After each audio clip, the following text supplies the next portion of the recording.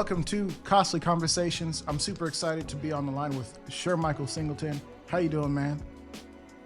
Hey, what's up, man? Thanks for having me on your show. I know we've been trying to make this happen for a couple of weeks now, but finally, we made it happen. We're making it happen. Hey, man, you're a busy man, and that's just a testament to kind of where you are and where you're going and why it's important for people to take a second and listen to what you have to say, because I think you can speak directly into whatever it is they're doing, especially in this space where a lot of my listeners are interested in the Second Amendment, but a lot of my listeners are also interested in helping their families to be better, and also to impact their communities via their families and then hopefully their country. And I think you do a couple things that can really help people to kind of get there. So let's just start out with, like, who is Shermichael and why do we need to kind of pay attention for just a second? I mean, I don't know why people should pay attention. I mean, I guess people pay attention if they want to. Yes, sir. But clearly I've been doing something right that has made people want to pay attention, whether it's with Guns Out or definitely in the media space and political world when I was really, really into that. But, you know, not to go all the way into my history of where I'm from and all of that kind of stuff. I mean, I've had a career in politics for quite some time, slowly transitioned out of that, being a strategist with some very, very prominent political individuals, presidential candidates, governors, senators, major think tanks, to focusing primarily on media, almost exclusively, still sort of keeping, you know, that door open into politics, because relationships in DC is everything.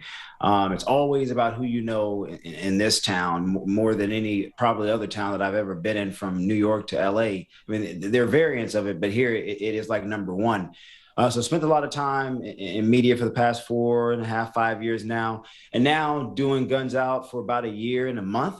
And it's been a lot of fun. It's been interesting trying to balance that with my regular media schedule, which is actually about to increase significantly this year because of midterms. So it's been an interesting journey for me, going from politics to media to doing a digital sort of gun firearms show, which is definitely something that people don't typically do with my background. I mean, usually people go to K Street, which is where all the lobbying firms are, or they'll go to New York and work for a major financial investment firm, or they'll go work for like another strategic think tank or a consulting firm. And I've done a little bit of that here and there.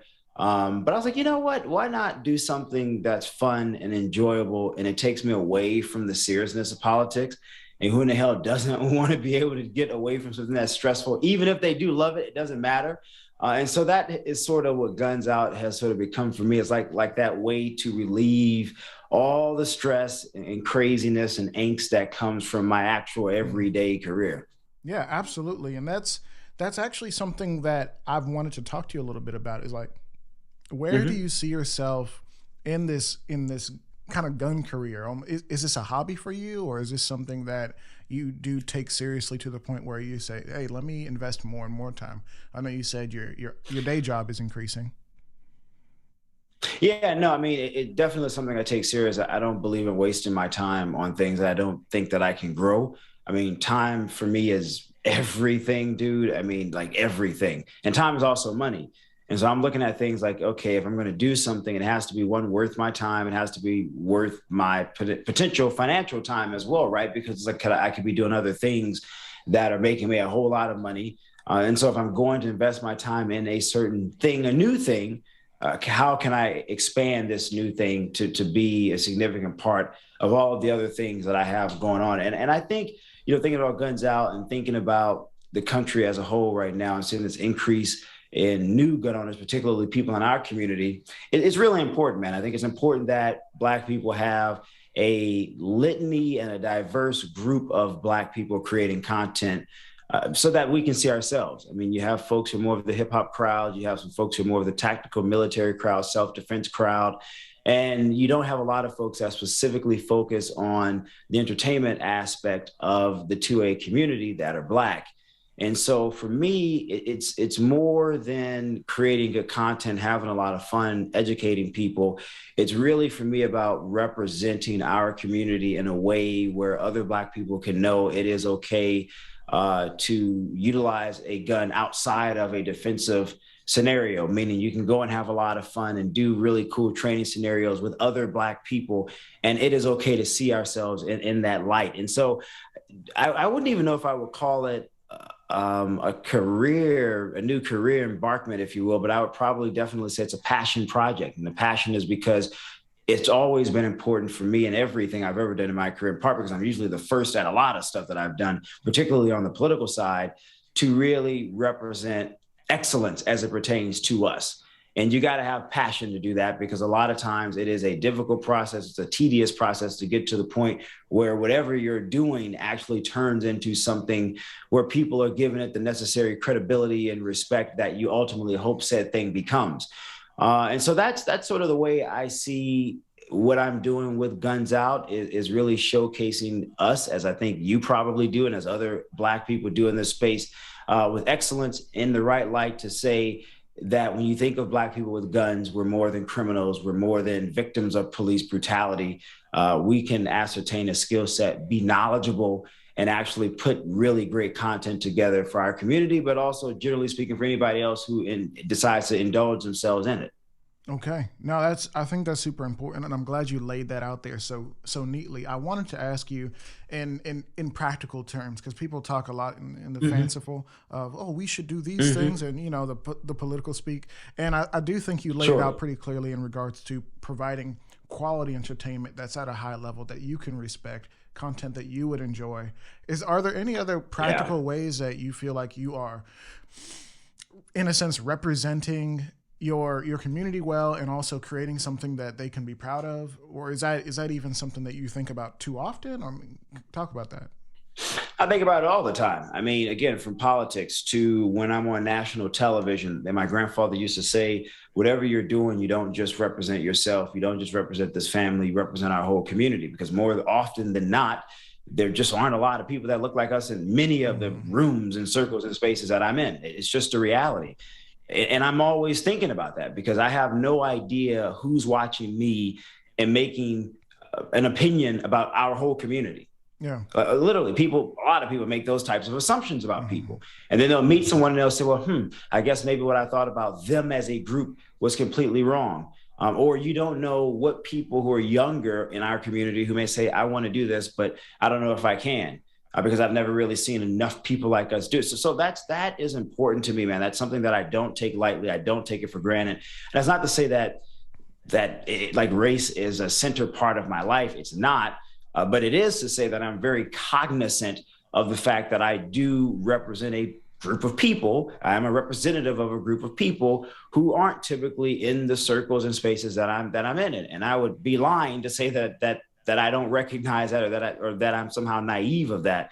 And so in knowing that, again, whether it's from Guns Out or from the media stuff or from the political stuff, being the best or close to the best at everything has always been like incredibly important to me. Being a perfectionist in everything has been almost incredibly important to me, because to me, you don't have the room for failure and for mistakes. And that's just how I am with everything. That's why I'm so serious about everything. Again, if I'm going to do something, I'm not giving it 80%. I'm not giving it 99%. I'm giving it 150%, because again, that's the expectation that I must lay for myself. Because again, I don't know who's watching me, who may be looking up to me, who may want to do the same thing. I don't know what roads I'm paving for somebody else. And that's a significant responsibility that a lot of people don't have. It. And this isn't Black, this isn't white, this is people in general. People are usually very selfish about what they're doing. And they're only thinking, well, if I'm doing something, this is for my own personal gain, right? Or my own personal benefit, or my own personal elevation. And yeah, you want to make money. You want to increase your notoriety, and all of that shit's important. I understand that. But at the end of the day, if you're not doing something to create a pathway for other people, to make it easier for them, or to teach them that this is a better way to do things, what the hell is the point in living life? I mean, seriously, what's the point in living if it's all about you? If it's all about your dreams, all about your goals, all about how much money you want to make? I'm not interested in living a life like that, dude. That's a purpose. That's a life without purpose.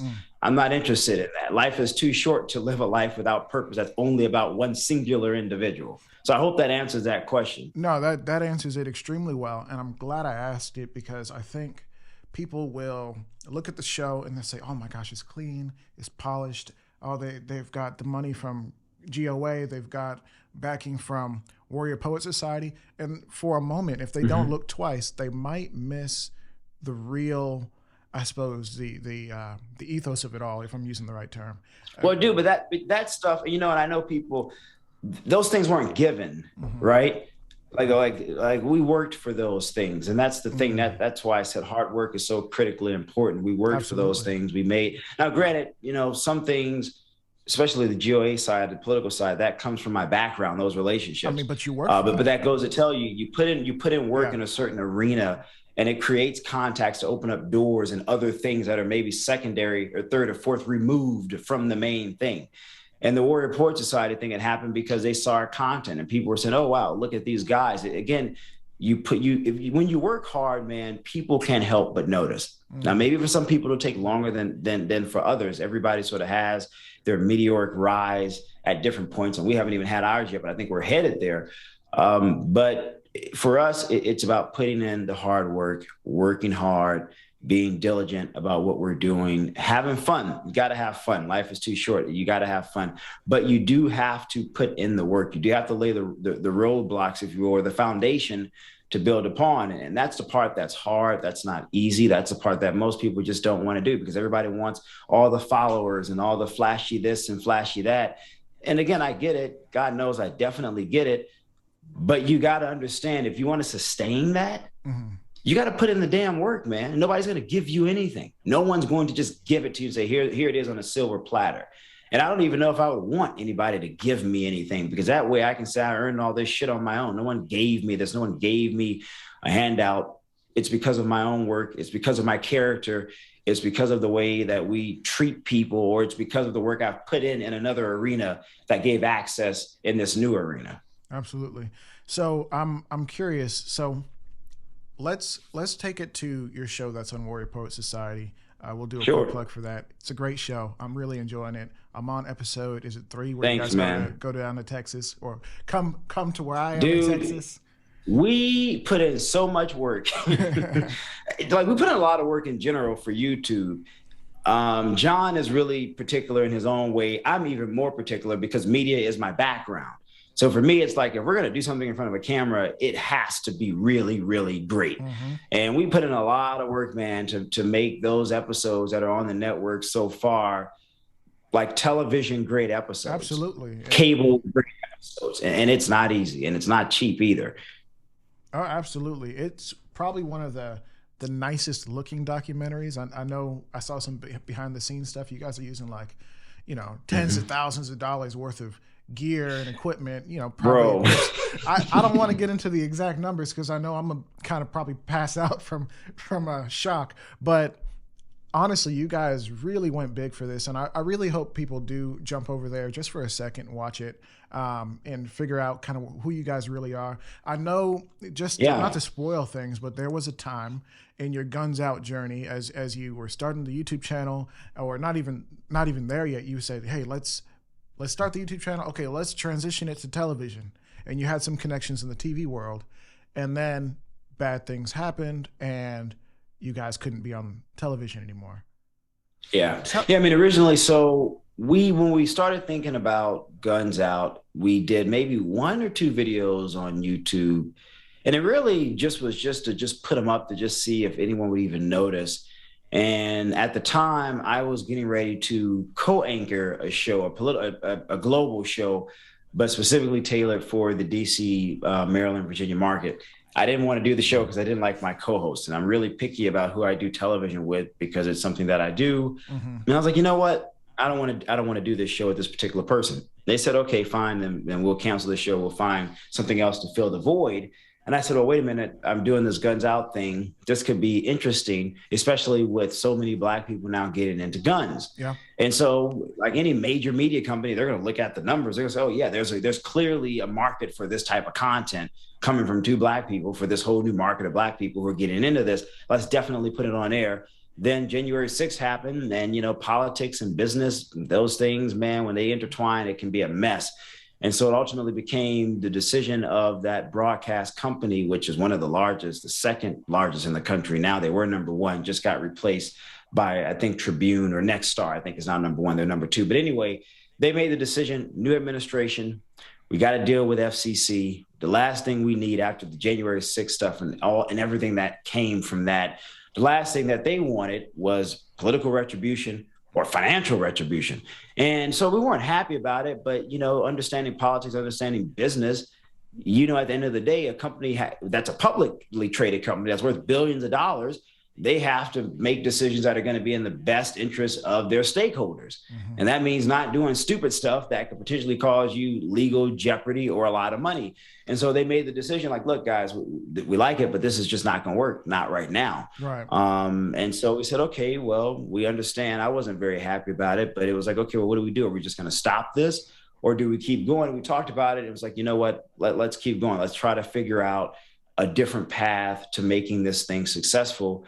And let's just go digital. At least with digital, we're reaching even more people potentially than our market. But I'm not going to lie, television is television, man. I don't care what you say. When you're in the fifth largest market in the country, which is a DC, Maryland, Virginia market, the fifth largest, you're reaching millions of people, a lot of very influential people because of where we are, a lot of very wealthy people because of where we are. And so when you're talking about partnering with companies that are trying to get new sponsors, and they're like, oh, wait a minute, you're on television where? Oh, how much money do you need? Here's a check. Mm-hmm. Like TV brings that gravitas that digital just doesn't bring. I don't care how many followers you have. TV, man. And so that was a bit disappointing because that definitely made some things a little more challenging for us. But man, you know what? You get challenging things in life and you got to figure out a way if you can crawl, run, climb over, whatever you have to do, you do what you got to do to make what you want a success. And that's what we ultimately decided to do. Let's keep pressing forward. And it hasn't been bad. I mean, digital has been pretty good to us. I mean, 1 year in, we're almost at 20K followers and growing. We're on Warrior Poetry Society Network. That's growing. We may have some TV stuff coming back, maybe exploring that option. So, dude, you know, we're blessed, man. God's been really, really good to us. Excellent. So I know you said you were disappointed when that happened. Can you walk me through the raw emotions of that? I understand, you know, it's a very personal thing, but I do want to just hear, because you're a very, you know, buttoned up guy, handsome dude, and you know, what did that feel like? Did that feel like a personal failure? Oh, I mean, bro, I mean, I was probably more pissed than John was because it's my industry, mm-hmm. right? And I know how the industry works, and I know how the industry is very driven by numbers and ratings and how successful can something be in regards to bringing in new money. And so from my perspective, I'm looking at the metrics, right?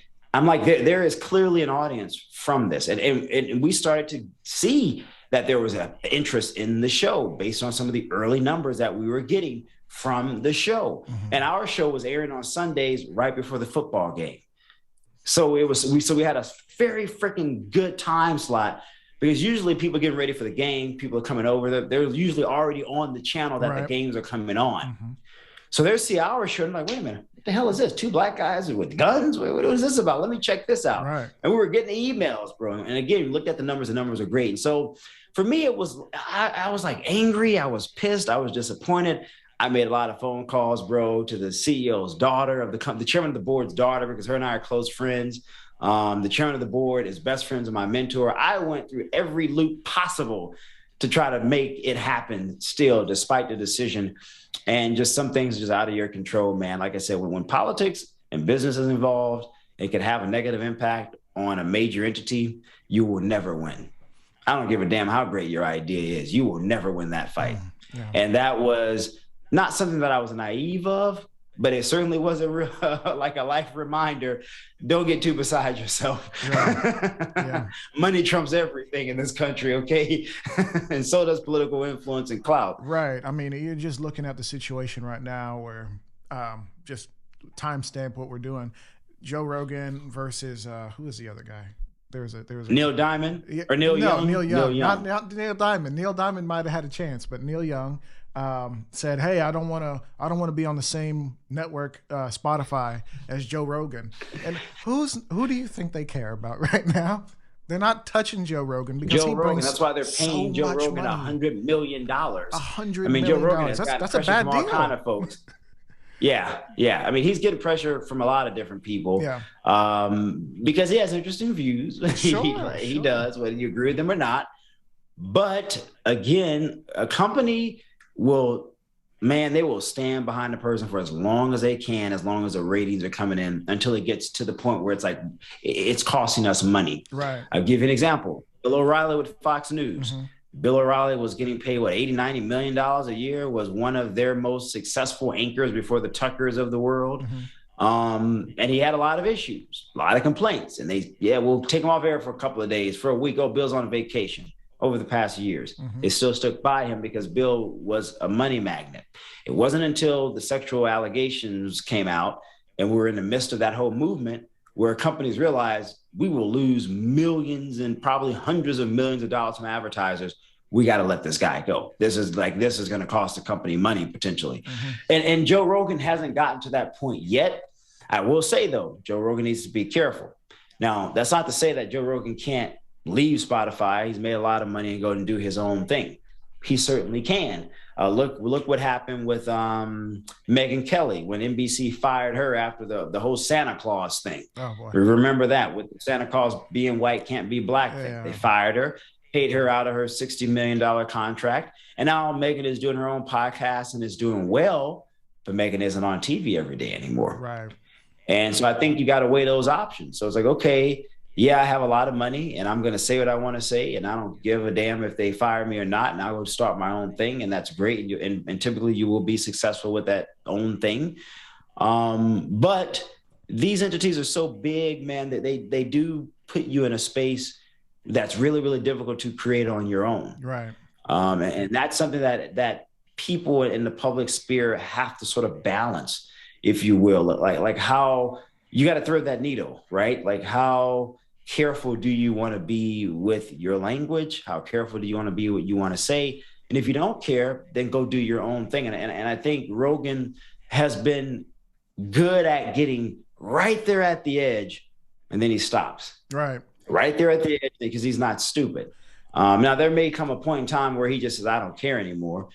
And I'm just going to really say everything I really think and feel beyond the edge. And then Spotify will say, okay, well, now we're losing money. Joe, we got to let you go. And at that point, Joe will probably have a couple $100 million, and Joe wouldn't care because he can really go and hire a whole team, buy a whole office, and do his own thing. Right. And that could be a part of his strategic calculus, right? Let's just be real, because Joe doesn't seem like a stupid guy. But that's the game you play when you're a creator or you're a media entity, if you or individual, if you will, that is in a space where, yeah, you're getting the attention because you're a controversial figure. People like controversy, but the entities that are writing the big dollar checks don't want you to be so controversial to the fact where you've become an embarrassment. Right. Joe Rogan isn't there yet. So that's why it's like the Neil Young thing is like, okay, I like Neil Young. A lot of people do. His music is great. But again, he's not bringing in 50 million views. I think Joe Rogan's getting more views than like all of the major cable news shows combined. Right. This is a guy in the digital space getting those views. So if you're Spotify, Joe Rogan's bringing you a diverse audience of people from all over the world who are going to be getting Spotify memberships now. They're going to be telling their friends to sign up on Spotify. I mean, you think about the money that he's likely generating for them. So the $100 million contract for them, I'm almost certain, just typically knowing how this works, is a drop in the pan compared to probably the overall revenue he's bringing in from new subscribers and from revenue, bro, but from advertisers who want to advertise on Joe Rogan because they know Rogan's bringing in 50, 40 million people. So, it's all a part of that executive mindset of who are we going to have representing our brand. Even if they're controversial, we're going to stand behind them until they get to the point where they're costing us money. And he's not costing them any money. That's just a reality. Like people may not like that, but Joe Rogan can say whatever he wants to say as long as it doesn't cost Spotify millions of dollars. So, and he, as long as he continues to bring in more than whatever they're potentially losing, he'll be good. So let's talk a little bit about controversy, because Joe Rogan, obviously he can create a controversy by blinking. Mm-hmm. Between him and, Mm-hmm. I would say, like Elon Musk, they can change the markets of the world with a single tweet if they really wanted to. And I'm making a joke, but there's some realness to that. But Elon Musk, wait a minute, bro. But Elon Musk can. Remember He the whole has. cryptocurrency thing, and you had the SEC literally looking into him like, dude, you're literally one singular individual impacting the whole market. Yeah. We can't allow that. So I mean, that's how influential Elon Musk is, bro. and that's it's insane amounts of power. Like, how do you live with that? But that's not even the question. My question is talking about controversy, and people seem to love it. I mean, we go to Donald Trump, and I know you have some experience, in that sphere, and working and having opinions about him specifically that kind of created some friction. What is it about this controversy that people love, but also will get your butt in trouble? Dude, it's crazy because what I've learned in media, we like controversy to an extent. When it's reaffirming some ideas that we may have deep down, when it's something that's a different way of thinking that we think is like, wow, this is weird and crazy, but I want to watch it because no one else is saying this. But we don't like controversy when it makes us feel disgusting about ourselves. That's when people start to say, all right, I don't like this anymore. Like, this feels nasty. This feels dirty. So it's kind of weird, right? Because it's like, well, but this is what you want. But you want limitations on the crazy. Like, you want the crazy, you want the ridiculous, you want the unexpected, but you only want it to a certain extent. It doesn't work that way. It's like saying, I want a pet tiger living in my house. It's exotic, it's cool, it's fun, it's beautiful until the damn thing attacks you. What did you expect? Like, you can't really set limitations to it. So it has its nature. It's always right. So it's always interesting how people say, oh, we're so divided. The media is so bad. Oh, there's a certain so controversial. We shouldn't really have this on air, but we watch it. Like, we don't have to watch Fox, MSNBC, CNN, but we do. We don't have to put up controversial figures by subscribing to them on social media or watching their content, but we do. So it's like, we say we don't want any of this stuff, and yet we are active participants in the stuff.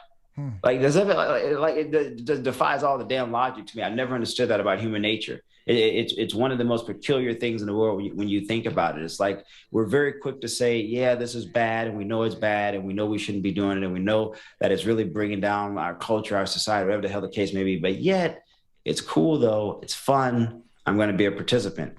You cannot have it both ways, man. I mean, you literally can't have it both ways. And that's a part of, to that question about the controversy and why do people love it and not love it.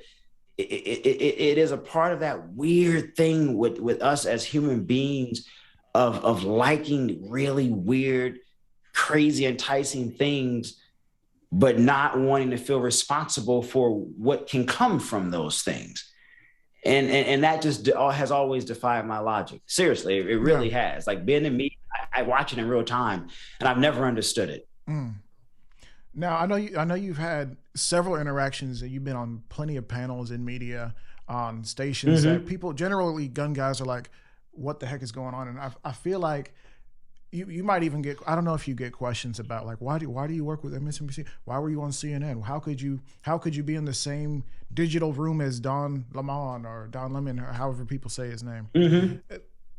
What is your, I guess, response to that, and how do you feel when interacting with people that are opposite to you or just very different in their position? Because obviously, we just talked about it. People like controversy. We're creating controversy, just saying crazy stuff out of our mouth, and like, what's going on? Yeah, that never bothers me. Like, dude, I went to a black college during the era of Obama when he first got elected. And I was a conservative. Like, that doesn't bother me. It has never bothered me being in spaces with people who think differently from me. And that just comes with a level of comfort of knowing who I am and being comfortable with the way I view the world and being secure enough and having an intellectual foundation in my beliefs. And when you have those things, it doesn't matter if I'm talking to a Don Lemon, or Al Sharpton, or if I'm on Fox News, or if I'm on OAN, which I used to do a lot of when Carson was running for president.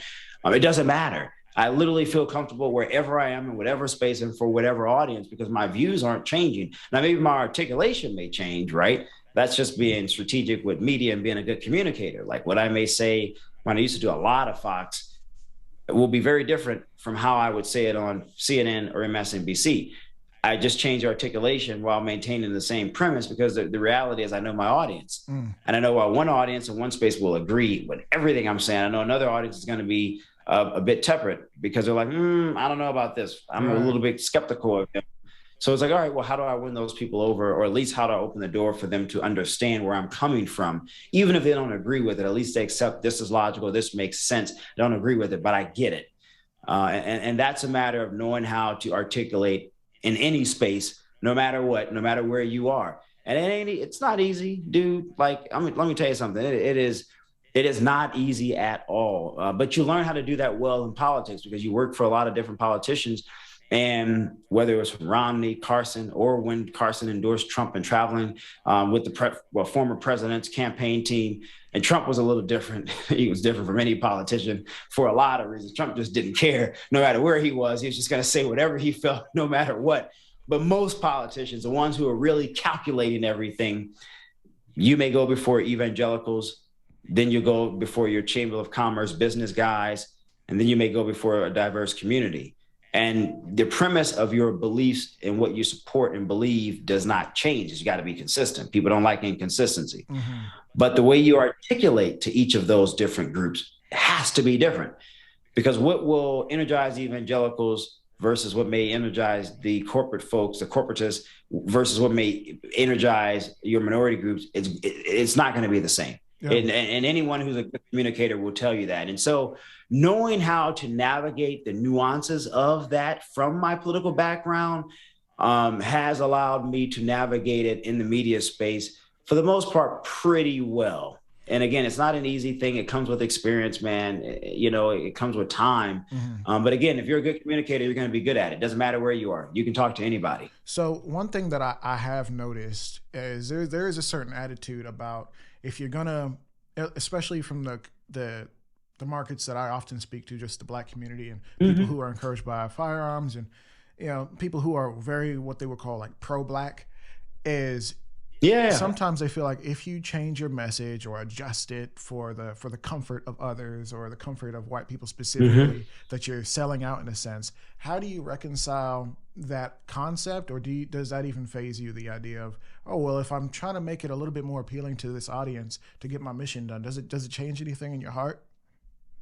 No, not at all. I think from my perspective, it's not, again, and people don't understand this. And again, I've had to understand it because of my career working for people, trying to get them elected.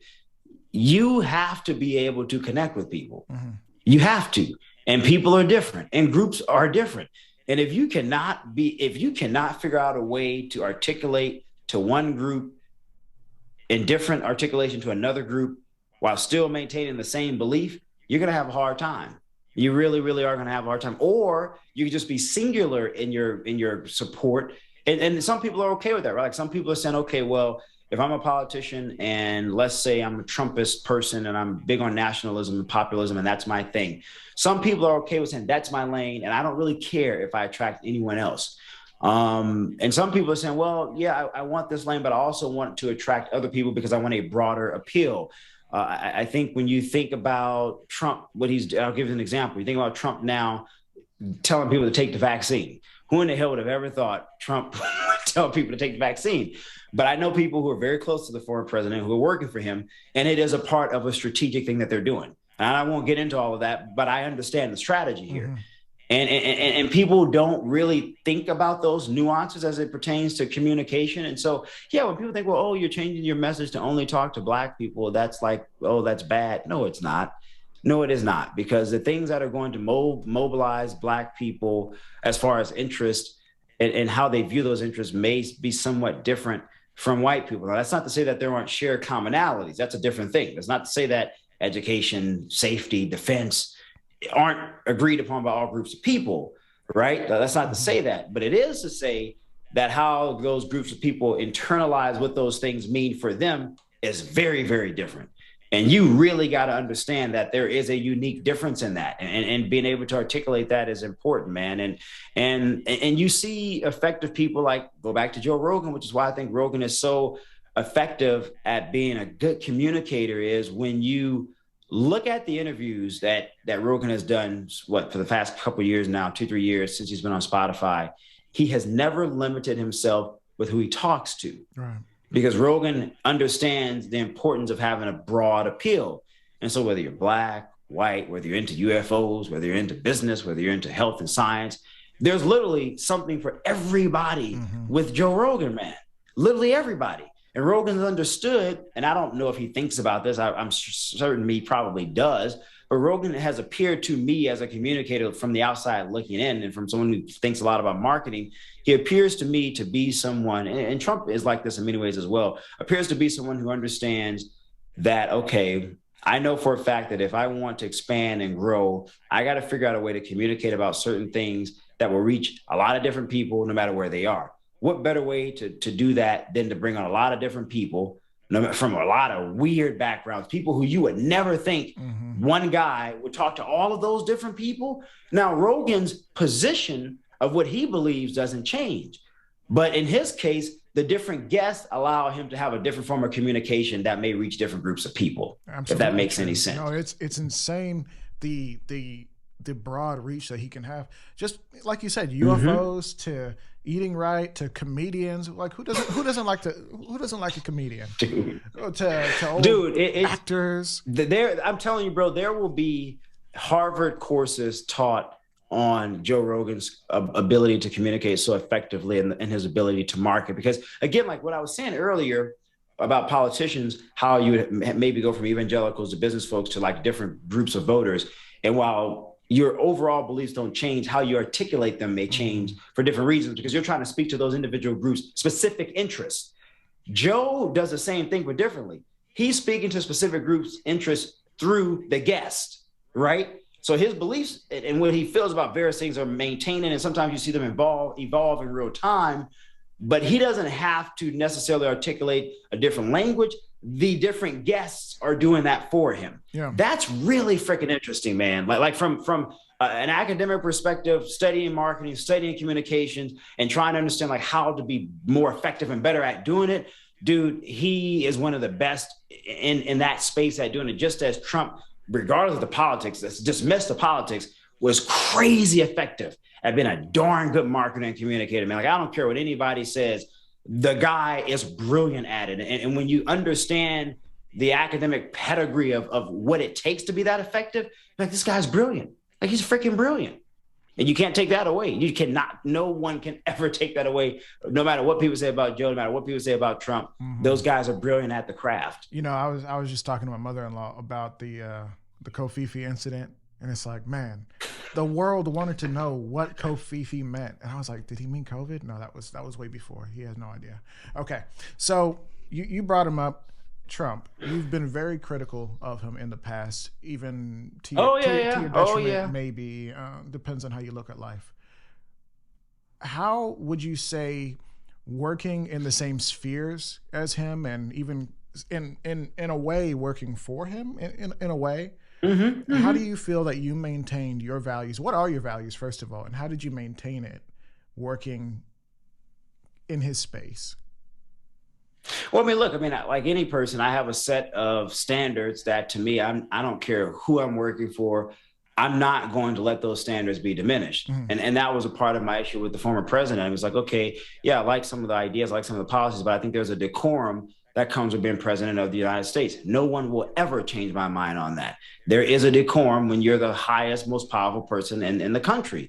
And while some people can dismiss that because, well, the policies, and I get it, and that's great, that should not lower your expectation for what we come to expect for the role. And for me, that's where I drew the line. And that's where I draw the line with any politician. You got to live up to that standard, man, because if not, then what the hell is the point of having any expectations about who our leaders are and how they live and how they behave? We should just say it doesn't matter. Do whatever the hell you want to do, however you want to do it. It doesn't matter as long as you're doing a good job.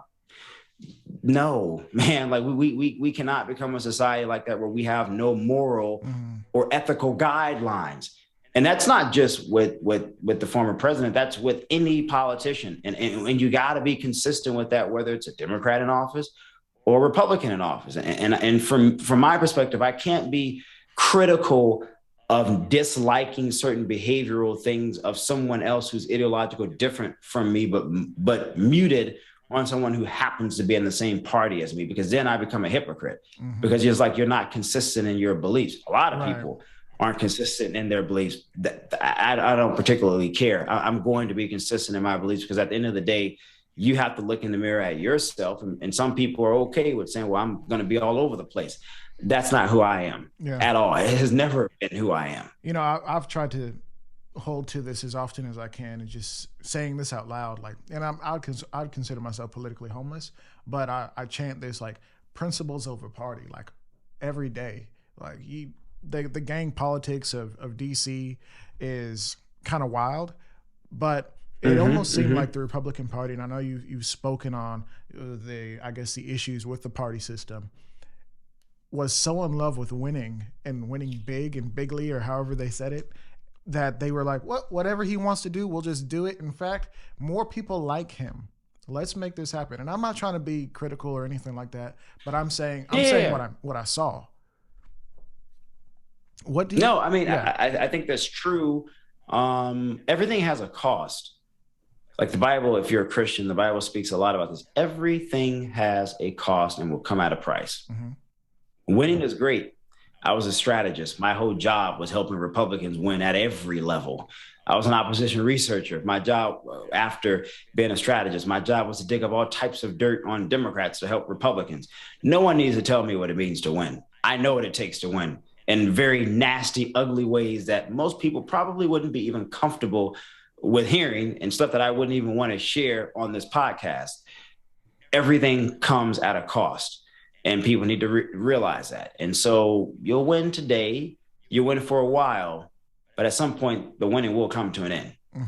And you better be prepared for whatever the hell that is that's at the end of that rope, because at some point there will be an end. That's with everything. Nothing lasts forever, man. Nothing lasts forever. And that's not to say that everything is always temporary, but it kind of is. It is in the natural world. It is in the sciences. Why in the hell would it be any different in politics? Yeah, absolutely.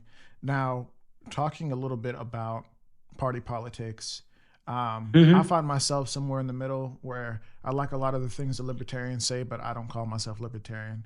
You know, I can be pretty conservative, but I won't call myself that.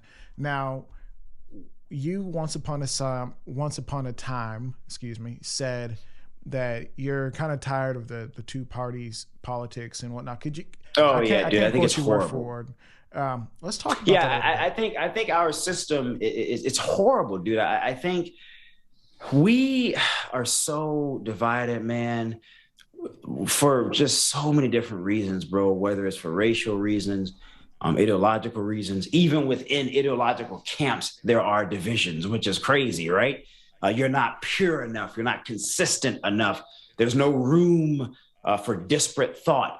That stuff is dangerous, dude. I mean, that's how you get fascism and dictatorships. That's how those things come into existence. And I think it's in part because of our two-party system. And I've sort of wondered if maybe we need more, or if maybe we just need a whole refresh of just everything. I mean, seriously. Again, you think about great empires, you think about other civilizations from the past and what led to their demise. And you look, and it's always internal. It's always because of internal strife. And here we are having internal strife. Now, do I think we're going to dissipate in 500 years? I think the U.S. is going to be gone tomorrow. No. But I definitely think when you study civilizations and when they start to reach a breaking point, we're kind of at that point. And now the question is, will we be like Rome, where we reached that breaking point at around the 300-year point, and then they rebounded again, did well, rebounded again. And that lasted for a total of 1,000 years before that was absolutely it. Will we go through that? I think we probably will before we reach a point where like, okay, America was a great place. That's it. And that's hard and difficult. I understand to accept that. I get it as Americans because we're great. I think our country is an amazing place. I don't think there's been any other places like ours ever in human history. But history doesn't lie. History teaches us a lot. And it doesn't appear that we are very good students of history, looking at some of the things that are going on in our country. And so that's why I've been very critical of the two-party system, because you look at what's going on the Democratic side with progressivism, which is their extreme forms. If you're not progressive enough, then you're not really a Democrat. What the hell does that mean? What does that mean? And if you're a conservative-leaning individual, but you're not far enough to the conservative side, almost reactionary, essentially, is what they would call it in political theory on the right, you're not really a conservative. You're a rhino. You're not pure enough. And to me, when you have extremes that far and wide and vast, where they don't create room nor acceptance of divergent views within their own camps, I'm telling you, man, that's really, really dangerous stuff. That's why, in fact, there are more Americans today that are non-affiliated voters. Literally, over the past decade, we've seen more Americans leave both political parties. That's not by happenstance, bro. Mm-hmm. That's because people who are on the left are like, this shit is crazy. I don't want to be that far left. And there's people on the right who are saying, this shit is crazy. I don't want to be that far right. People are saying, there's something in the middle where I want to be on the left, but more on the left towards the center. I want to be on the right, but I want to be on the right towards the center. The other stuff I don't want. But the other things have the loudest voices at the moment right now. But I don't think those loud voices are going to prevail. I think we're going to get to a breaking point where it's going to be a point where we realize if we continue down this direction, down this lane, then that's going to be the end of us. Or most people are going to say, you know what, we've gone too far. We need to reset ourselves. We need to rediscover our politics like we once did in this country and realize that working together is not a bad thing. Having different views is not a bad thing. Critiquing each other across party line, but also internally, is not a bad thing, because that's how you have intellectual growth. Mm-hmm. That's how you have progress in ideas, evolution of ideas, by constantly challenging each other. It's like the old saying, iron sharpens iron. But when you don't permit that, then you have what we see today. So that's why I've been really, really critical of the two-party system, because I just think it's just been really bad for the country. No, I 100% agree. And you see things from the inception of our country that you're like, oh, dang. Mm-hmm. You look at the history books and you're like, wow, that political person literally beat that guy with a cane over, I believe it was slavery, if I'm not mistaken. I got to check my history. Dude, we had gun duels. We had members of Congress. This was mostly on the House. The Senate didn't really have these type of issues. Gun duels, fights and brawls on the House floor. I mean, like you said, hitting, bro, it was real violent.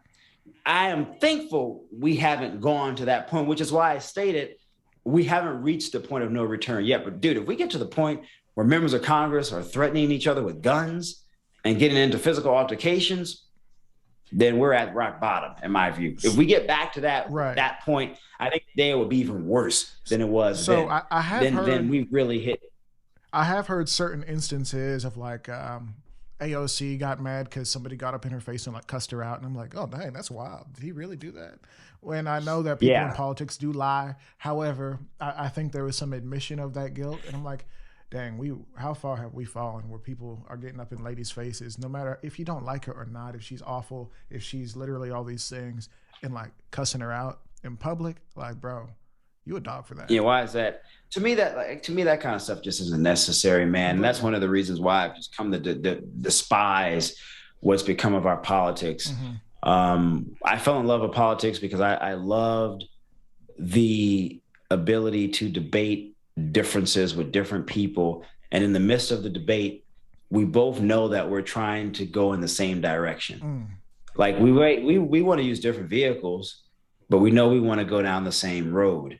That's what I loved about politics. It's like, man, we can debate all day, night and long, and then say, all right, we got to figure this out, right? Yeah, I know we do. So let's try to do that. Dude, we've surpassed that now. That's just not a thing. Seriously, look at the current situation now. Congress isn't getting anything done. And once Republicans Congress take back control of the House, which they will really get nothing done. And then Republicans will probably start investigating Democrats the way Democrats investigated Trump and all of his foes. And then it becomes this residual cycle over and over and over again. I'm tired. Are people not tired of this stuff? I mean, seriously, are people just not like, do your job, man? And are people also not looking at themselves saying, I got to check myself. Like, what the hell is going on here? This extremism, whether you're on the left or right, we got to stop this, man, because the system was not built for this to last. I mean, it just wasn't. Yeah. It literally was not. Yeah. I think people in politics, and I know we've been on it for a while, but this is what you do, and I'm really curious to kind of hear your side of things. I feel like people in the House and the Senate and all these different political spheres, they spend so much time picking at each other and say, "Oh, Nancy Pelosi got her hair done," and she probably shouldn't have done it like that. But it's like, "Oh, and this person did this thing, and oh my gosh, he hates babies, and oh, she did," like things that we care about. But why are you spending all your time on the networks, CNN, MSNBC, Fox News, just talking smack all day? Like, you spend more time on TV talking about each other than actually coming together. Than doing the job. Than doing your job. Do your job. Like, how many members are working with their staffers or with committee staffers to write legislation themselves? None. How many members are going through the nuances of reading through the thousands of papers of legislation with their staff members to try to create the best legislation for the country? Almost none. Almost none, because that's not the interest anymore in politics, man. We're 100 years ago, we had politicians who were literally, in part, writing a lot of the stuff that was becoming law themselves. We've gotten lazy. We don't do that anymore because, like you said, we want to see people talk about Pelosi getting their hair done, and then on the other side, we want to hear people talking about Lindsey Graham was bashing Trump. Now he's his best friend. Now, that's what people want. Ooh. I could give two. I can't say what I want to say, but I could care less about that. Let me say it that way.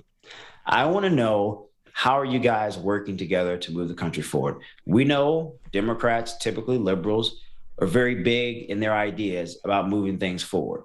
We know conservatives traditionally we know that it is an innate part of human nature to want to always progress and move forward.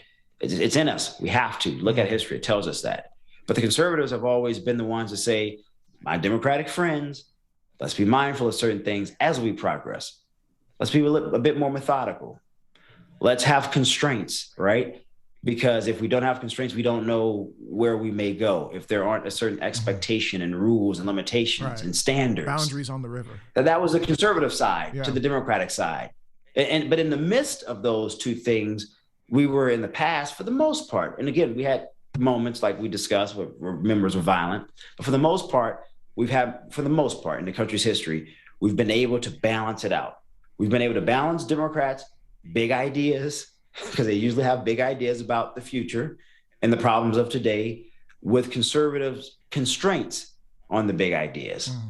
And in those two things is where you find pragmatism, which is really at the heart of what America truly is a pragmatic society as we move forward and towards progress. And we don't have that anymore. No, we really don't have that anymore at all. And that's really sad, man. It's really, really depressing that you can't have political opposites anymore recognize their own individual constraints about the other side and about their own side, and to be able to say and acknowledge, okay, how do we move forward despite what our innate ideological underpinnings may teach us because of how we view the world, right? Because that's essentially what your ideology is. It's your values and belief systems. Yeah. And it is how, with all of those complexities, do we still come together despite how disparate we are to say, okay, this is where we are. We know this is what you guys want. This is why we're a bit concerned about this, how to move forward. I think it was Michael Oakeshott, the political philosopher and theorist, conservative, libertarian leaning, who essentially argued in, I can't remember which one of his writings it was. I read so much stuff, but he argued that to be a conservative is to prefer the known to the unknown, right? The imperfect to the perfect. And he was drawing the similarities essentially between conservatives contextually to our liberal friends.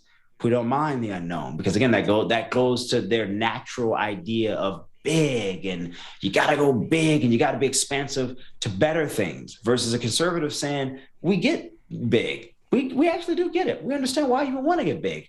We're just saying that there is a comfortability in what's known. And we also understand that as we move forward and as we're thinking about the big, what if going too big causes all sorts of problems, right? So we've always been like the roadblock. Seriously, it really is that yin and yang.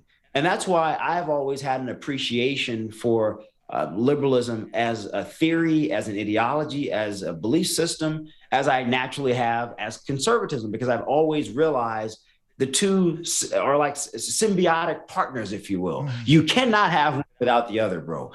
But we don't view things that way anymore. And I think that's kind of why we're in the mess that we currently are in as a country. And I think it's also why we're just so divided, because we don't have that perspective that we used to have as a country.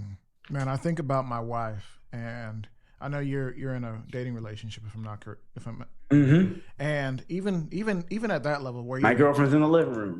There you go. We'll tell her we said hi, the whole audience.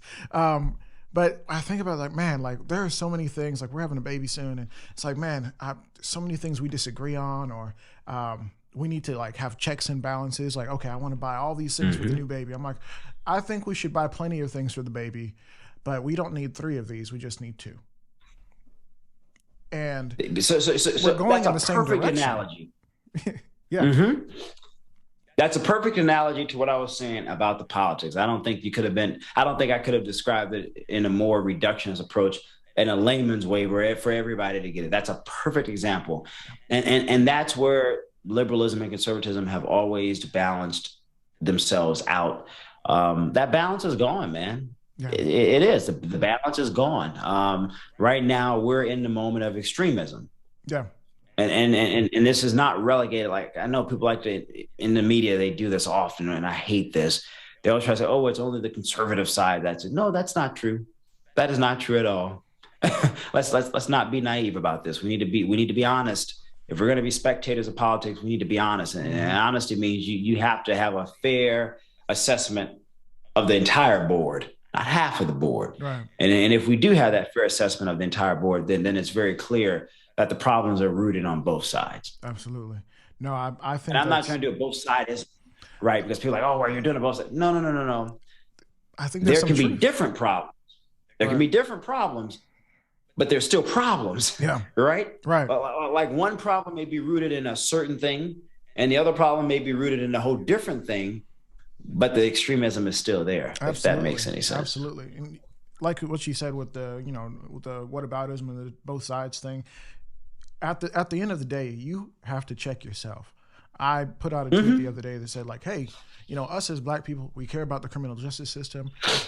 We should definitely make sure we're not skipping our opportunities to be on do our jury duty. And I said it more or less in that same way.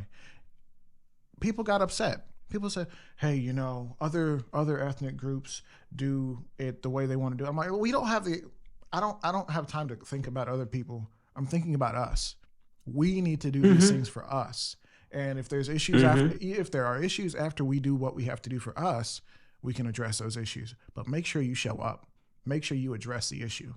So obviously that's slightly different, but I think there are some valuable nuggets in even just thinking about that. Yeah, no, I mean, look, I think you're right. And I think introspection is really, really important. And when you think about society, people are always blaming this is happening because of this guy in the case of Trump, or this is happening only because of Joe Biden or Nancy Pelosi. Just trying to be fair here, right? I believe in equity, so I'm going to be fair in my criticism. Equal lefts and equal rights. But how often are people asking themselves, well, what am I doing to be a part of the solution? Seriously, what am I doing? The hardest form of reflection, bro, is self-reflection. Why? Because self-reflection requires you to admit your own faults. It requires you to admit and acknowledge your own flaws. We don't like to do that. Why? Because human beings like comfortability. We like to be comfortable. And to be comfortable means it's easier to look outwardly at everything else and talk about what's wrong with this person, that person, this system, than it would be to ask myself, well, what in the hell am I doing since I am in this system to make it better? Not enough of us are doing that. Not enough. Because that's hard work. Yeah. And who wants to be self-critical? Most people don't. No, they really don't. Obviously, there are some, and I really hope that people who are listening, people under the sound of your voice, would say, hey, these are some things that I can do today, this week. Yeah, I ask myself that, dude. Yeah. I ask myself that. I ask myself, am I doing enough? Can I be articulating conservative positions on certain things better? Could I be doing a better job on the conservative side of saying, hey guys, we need to think about things before we have certain people saying them, or certain policies could be better written, or there are certain things, variables that we probably should also take into consideration as we're thinking about certain types of, like I ask myself that often, what can I be doing better? Think about for Guns Out. What can we be doing better to improve our knowledge in the gun space? What can we do better to improve our content? What can we do better to partner with other people in the space? That's going to be a big thing for us this year, trying to work with as many people as possible. So I am always willing to be critical of myself and ask, what can I do better? And sometimes, I'm not going to lie, I'm a human being. Sometimes I'm like, hell with that. I don't want to do that.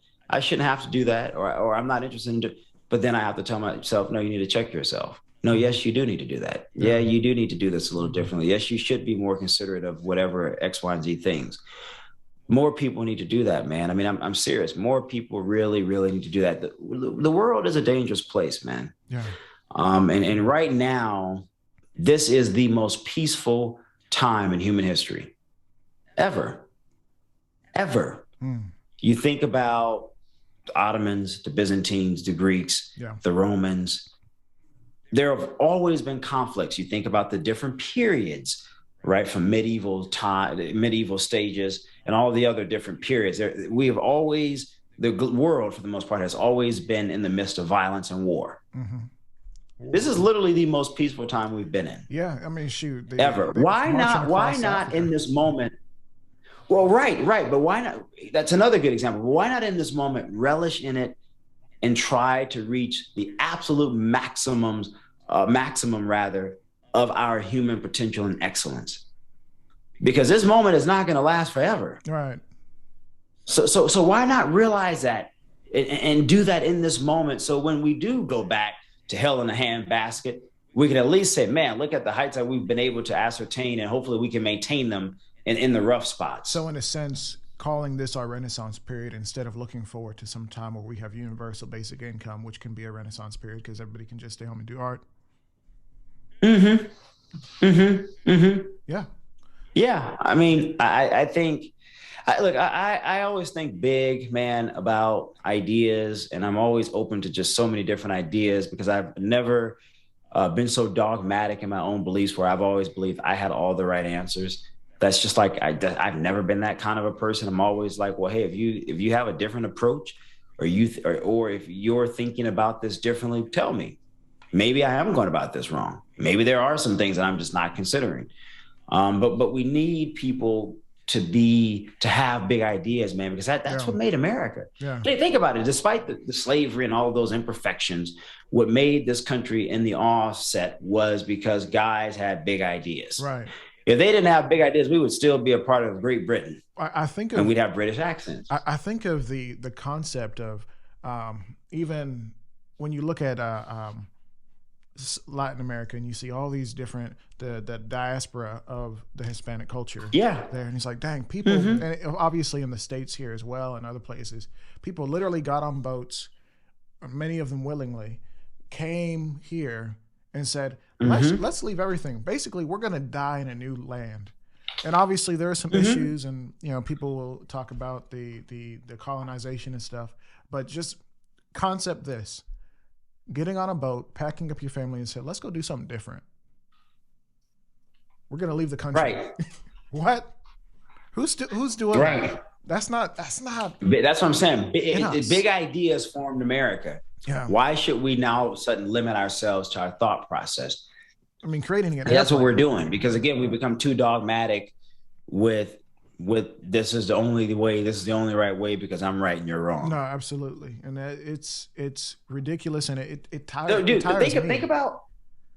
Think about Pennsylvania and the Continental Congress when they were writing the Bill of Rights and Articles of Federation and all those things. Dude, they disagreed like hell, but they all had big ideas about what was possible. It was like, there's an old quote that only those who believe the impossible can make the impossible commonplace. We don't think about what's impossible much anymore. I mean, inventors do, right? Because that's part of being a good inventor. But in the political space, we don't anymore. We don't think big.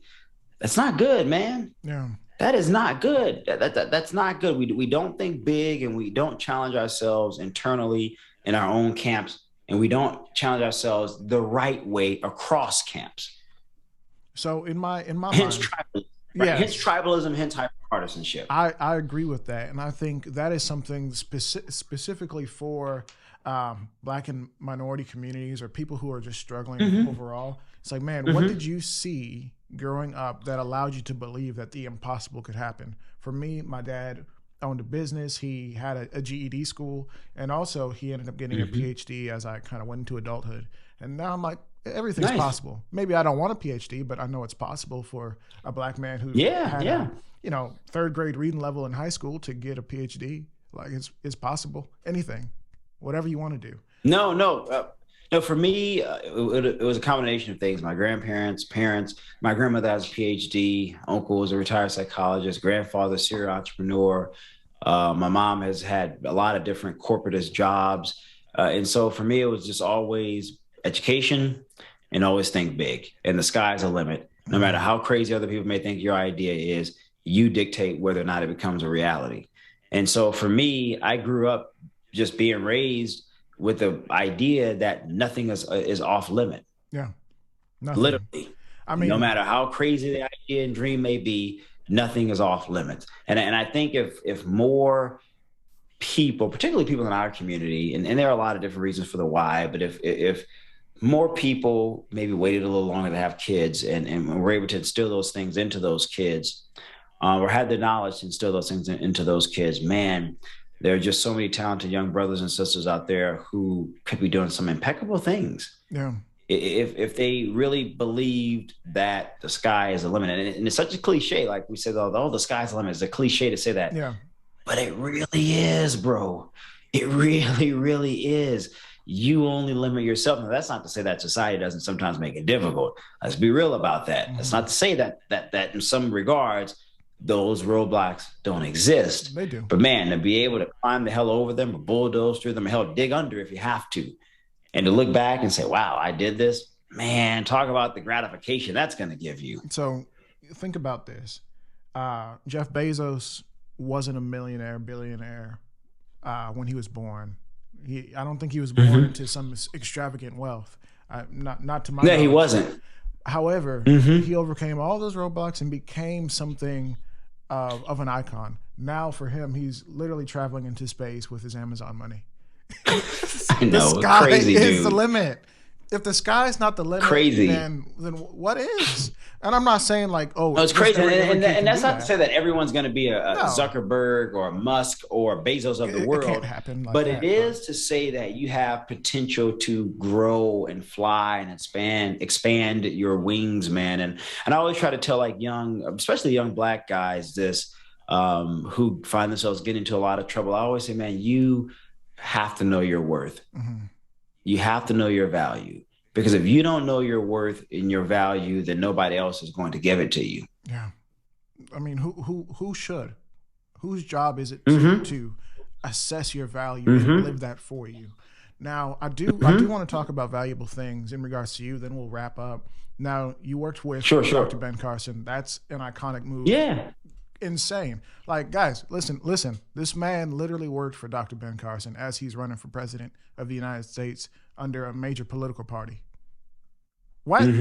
Yeah, that's cool. I mean, that's maybe for you, but for somebody like me, that's like, wow, this man really did something. He really did something. And I mean, it's cool. It's cool. You know what? It's so funny, bro, because I've worked for Gingrich, Romney when he was a nominee, Carson, clearly the Trump administration.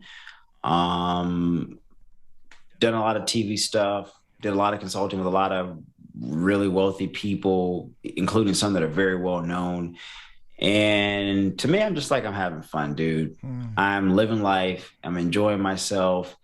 And, you know, people are like, oh, you're making a lot of money. That's why you love it. Yeah, the money comes, I suppose, when you're loving what you're doing, and also when you're in the right field.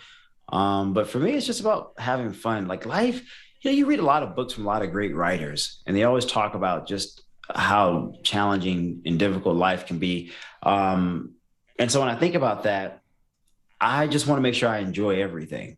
Seriously. And then so when I think about Dr. Carson, you brought him up. And I know people have opinions about Doc, and Doc can be controversial in his own unique way. Sure. But he's a really good guy, a really brilliant guy, and doesn't always articulate things in the most masterful way as probably I would like, being a political advisor, if you will.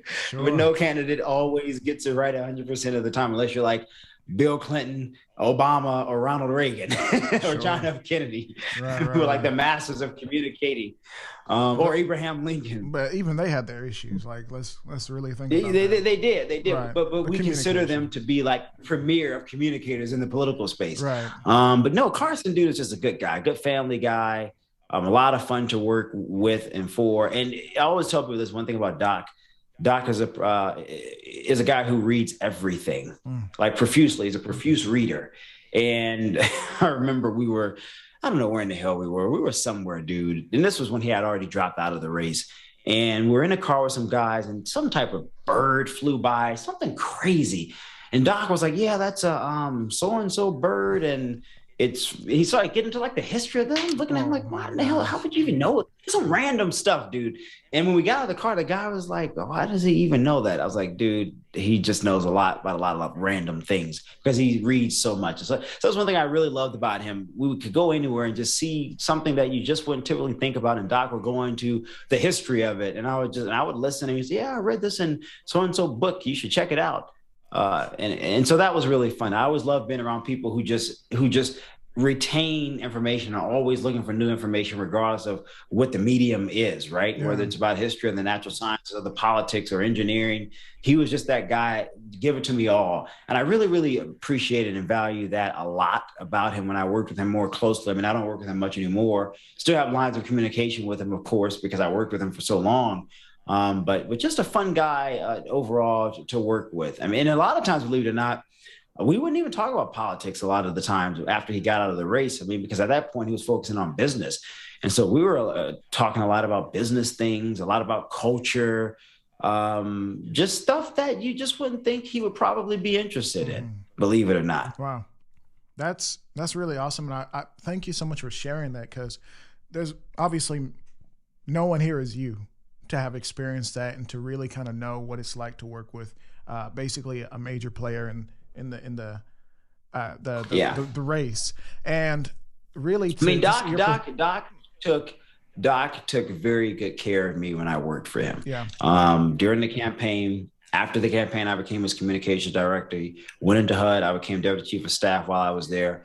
And even before he endorsed Trump, when he was doing his business thing, appointed me to sort of help run it, paid me very, very well. I mean, like ridiculously well.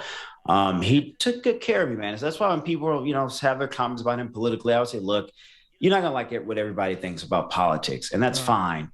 But as it pertains to him as a person, I can attest to the guy did really well by me. And I know other people that Doc did well with and by, and me and Doc didn't always agree on everything. And he still did well by me. And I just think that's important to put that kind of stuff out there, because again, we allow the politics to form what we think and how we view an individual. And it's seldom that we get some of those personal anecdotes. And I just think it's important to sometimes put that stuff out there. I think what you're saying is correct. And I'll just say this. I'm not some big Dr. Carson fanboy. However, I do recognize his accomplishments and what it takes to get to the levels that he's been to. You don't get there by being regular. You have to be something special and No. extraordinary. Now, that being said, I do think a lot of his critics or people who generally would be listening to what we're talking about today probably don't remember why they don't like him politically.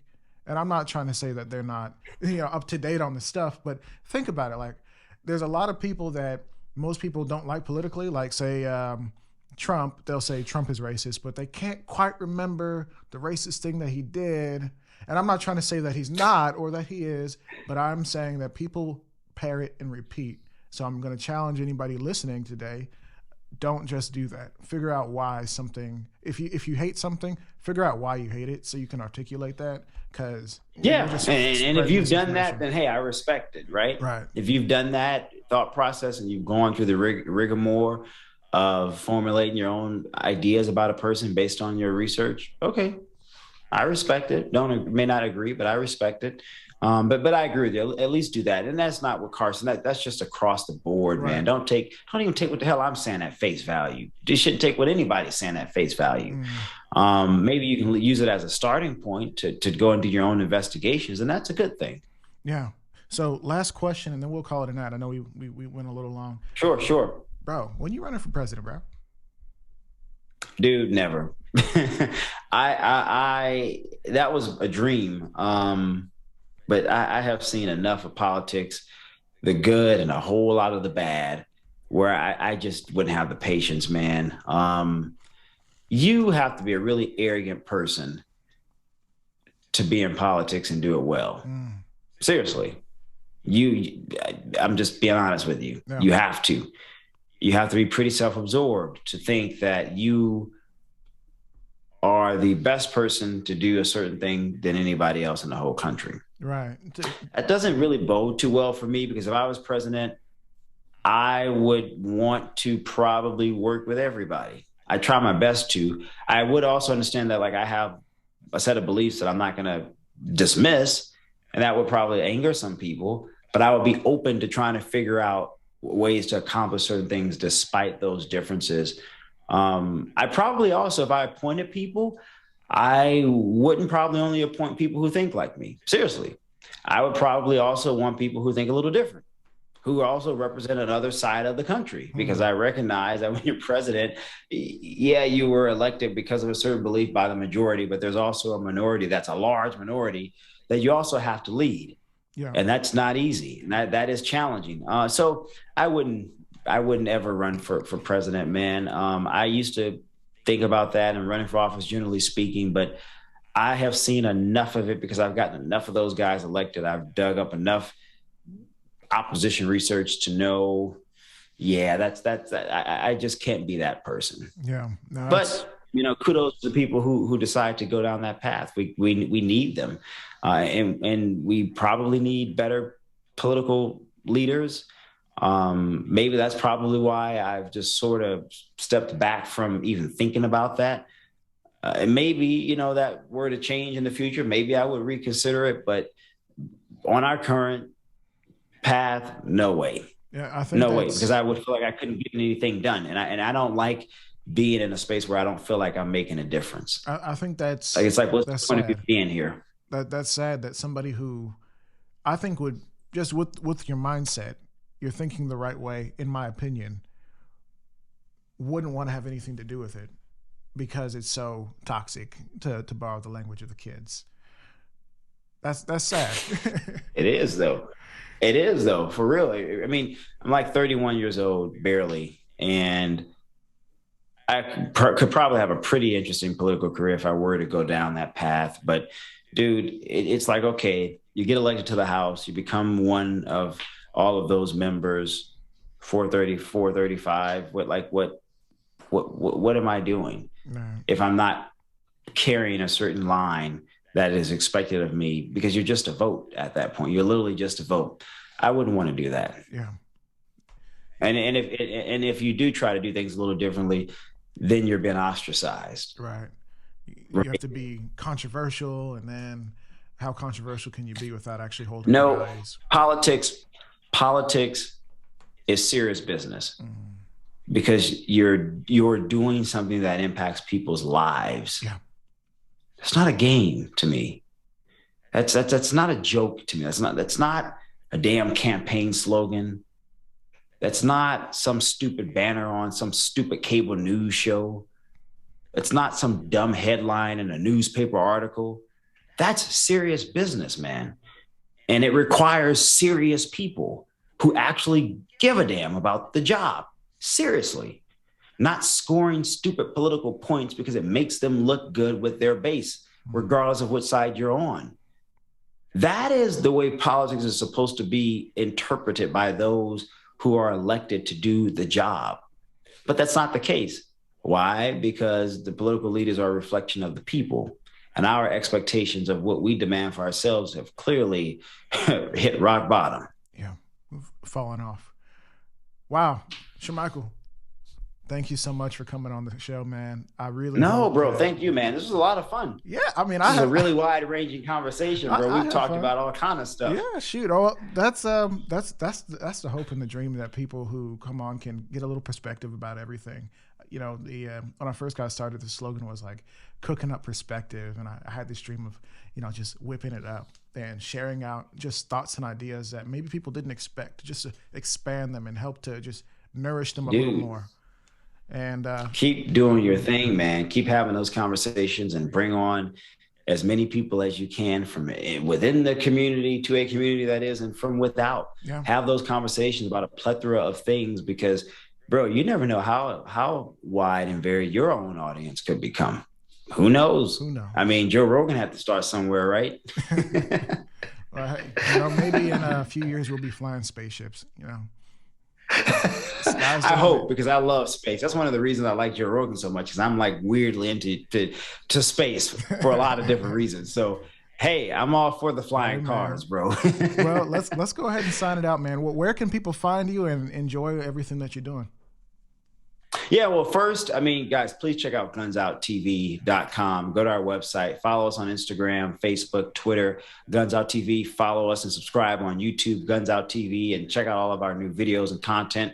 Go to Warrior Poet Society Network. It's watchwpsn.com. You can use the code GunsOut10 for a 10% discount off of your subscription to follow our season on there. And to follow me individually, Instagram, Facebook, Twitter, Shermichael _ on Instagram and Twitter, and just Shermichael Singleton on Facebook. Well, there you go. Hopefully everybody got that down. Check me out. You know, give him a follow. He's a cool guy. I appreciate what he's doing, and I think you'll appreciate it too. But until next time. Yeah, and hey, we won't always agree. I'm letting you know that now. Absolutely. But we'll have conversations about why we disagree, and hopefully we can find middle ground. That's always been an important thing for me.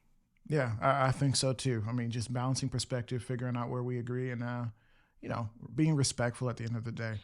But everyone, until next time, keep it costly.